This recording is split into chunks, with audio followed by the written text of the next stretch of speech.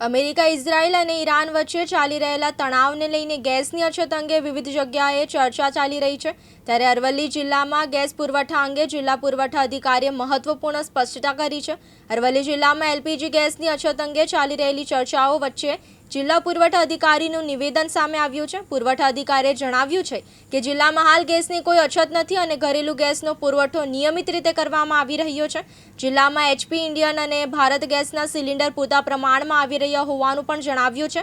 અરવલ્લી જિલ્લાના કુલ 8 તાલુકાઓમાં 18 ડિસ્ટ્રીબ્યુટરો દ્વારા ગેસ બોટલોનું વિતરણ કરવામાં આવે છે. તંત્ર દ્વારા તાલુકા કક્ષાએથી દરરોજ આવતી ગેસ બોટલનો સ્ટોક, આવક અને બુકિંગની વિગતો પર સતત નજર રાખવામાં આવી રહી છે. આ માહિતીના આધારે જિલ્લામાં ગેસ સિલિન્ડરની કોઈપણ અછત નથી હોવાનું પુરવઠા અધિકારીએ સ્પષ્ટ કર્યું છે. સાથે જ ગ્રાહકોને ગેસ અંગે કોઈપણ પ્રકારની અફવા અથવા તો ગભરાટમાં ન આવવા અને પેનિક ન થવાની અપીલ કરવામાં આવી છે.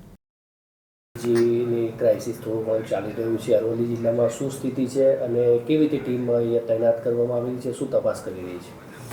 જી, અરવલ્લી જિલ્લામાં જે વૈશ્વિક પરિસ્થિતિના અનુસંધાને જે એલપીજી ગેસની બોટલ છે તેનો જે લોકોમાં એક અછતનો ડર અને ભય જે માહોલ બન્યો છે તેના અનુસંધાને જિલ્લા કક્ષાના અમારી જે ટીમ છે 3 SAK સપ્લાય ઇન્સ્પેક્ટર છે અને સાથે સાથે 6 તાલુકા, અત્યારે 8 બન્યા છે.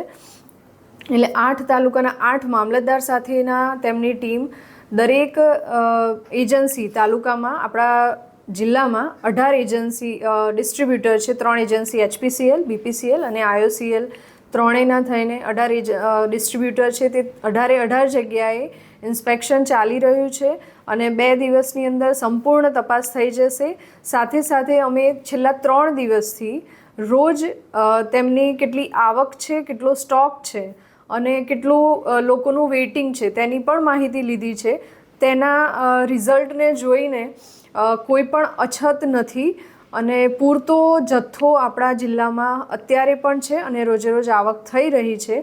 એટલે લોકોને અપીલ છે, ગ્રાહકોને અપીલ છે કે કોઈ પણ જગ્યાએ જો કાળાબજારી થાય છે અથવા તો સંગ્રહખોરીનું એમને ધ્યાને આવે છે તો અમે આ પછી 8 તાલુકાના સંપર્ક નંબર આપી રહ્યા છીએ અને જિલ્લામાં પણ સંપર્ક નંબર આપી રહ્યા છીએ જેની ઉપર તે માહિતી આપે અને તેના અનુસંધાને અમે કાર્યવાહી પણ કરીશું.